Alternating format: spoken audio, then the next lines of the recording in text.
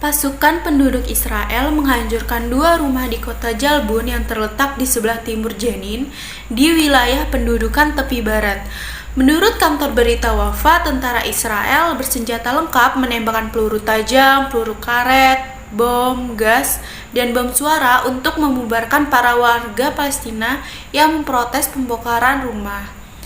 Ketua Dewa Desa Jalbun, Ibrahim Abdul Rub, mengatakan tabung gas air mata merobek telinganya. Dia telah menerima perawatan di rumah sakit setempat.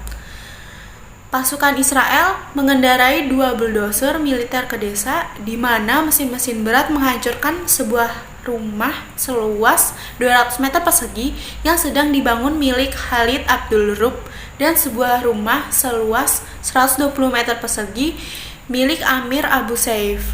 Ujar Ibrahim Abdul Rub, dilaporkan Middle East Monitor Rabu. Israel mempraktikkan kebijakan secara luas tentang pembongkaran rumah dan penghancuran properti lainnya, menargetkan seluruh keluarga. Pembongkaran tersebut dianggap sebagai hubungan kolektif ilegal dan merupakan pelanggaran hukum hak asasi manusia internasional. Pembongkaran rumah-rumah Palestina diperintahkan dengan dalih bahwa mereka tidak memiliki izin bangunan. Israel menetapkan harga terlalu tinggi untuk izin bangunan sehingga tidak dapat dijangkau oleh warga Palestina. Negara Zionis mulai membangun ribuan unit pemukiman Yahudi di atas tanah Palestina. Pembongkaran sekolah sementara itu, Kementerian Pendidikan Palestina mengecam keputusan Israel yang mendukung pembongkaran sekolah di tepi barat. Kementerian juga menganggap pembongkaran lembaga pendidikan milik warga Palestina ini sebagai pelanggaran mencolok terhadap konvensi, hukum, dan norma-norma internasional yang relevan. Curi gas LPG, 2 warga Malang ditangkap. 2 warga Malang ditangkap aparat kepolisian usai mencuri gas LPG. Pelaku berinisial A dan B berusia 47 tahun. Keduanya harus berurusan dengan hukum karena melakukan pencurian 19 tabung gas LPG berukuran 3 kg milik korban berinisial AM berusia 36 tahun. Kronologi bermula saat korban curiga pintu belakang rumahnya terbuka. Kemudian korban mengetahui sejumlah tabung gas LPG miliknya hilang. Kerugian yang dialami korban berkisar 2,8 juta.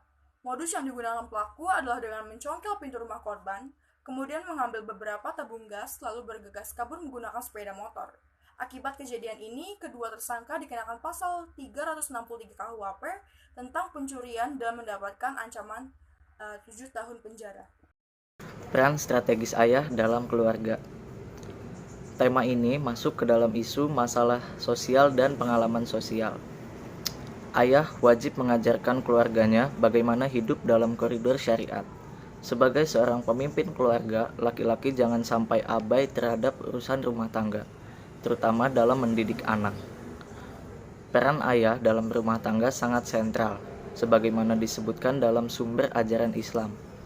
Islam merupakan agama yang sangat memahami bagaimana aspek psikologis manusia. Setiap ayah tidak patut mengabaikan aspek pendidikan dan pengajaran kepada anak dan keluarga, sebab ayah merupakan sosok sehari-hari yang akan dijadikan teladan bagi istri maupun anak-anaknya. Mengapa sih tema peran strategis ayah dalam keluarga ini saya masukkan ke dalam masalah sosial atau pengalaman sosial? Karena kerap terjadi kesalahpahaman dalam keluarga tentang peran ayah di dalam rumah tangga. Maka dari itu, baik suami maupun istri, baik ayah maupun ibu, harus saling menjalin komunikasi dengan baik agar tidak lagi terjadi masalah sosial dan tidak lagi terjadi kesalahpahaman dalam menjalankan perannya masing-masing di keluarga. Terima kasih. Assalamualaikum warahmatullahi wabarakatuh. Di sini saya akan membahas isu hubungan dengan politik dan negara. Wakil Presiden dorong percepatan ratifikasi UEA dengan CEPA. Wakil Presiden Kiai Haji Ma'ruf Amin mendorong percepatan proses ratifikasi Indonesia dengan United Arab Emirates Comprehensive Economic Partnership Agreement. Ma'ruf Amin mengatakan tidak hanya dalam bidang ekonomi, Indonesia juga mengharapkan kerjasama dalam bidang pendidikan. agar terus ditingkatkan, terutama terkait rencana pembangunan School of Future di Indonesia. Apabila kerjasama ini dapat diwujudkan, menurut Wapres, Indonesia akan memiliki model sekolah yang sangat modern.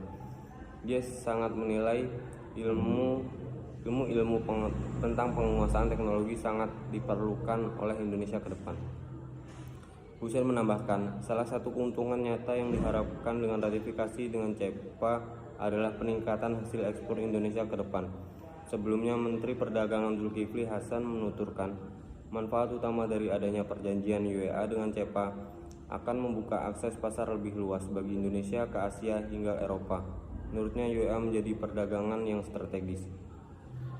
Menurut Zulkifli, kerjasama dagang dengan UEA juga mendukung upaya Indonesia menembus pasar non-tradisional.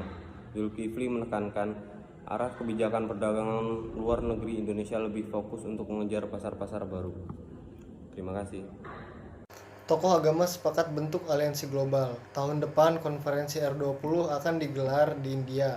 Dia menegaskan bahwa di forum R20 merupakan awal dari perwujudan harapan yang telah dilakukan NU selama ini. Jadi salah satu komuniknya, kita akan membawa keinginan ke forum G20 agama bisa mengambil peran penting dalam penyelesaian perang Rusia dan Ukraina. Kerjasama antara kita semua merupakan hal terbaik agar proses perdamaian kita dirasakan semua orang.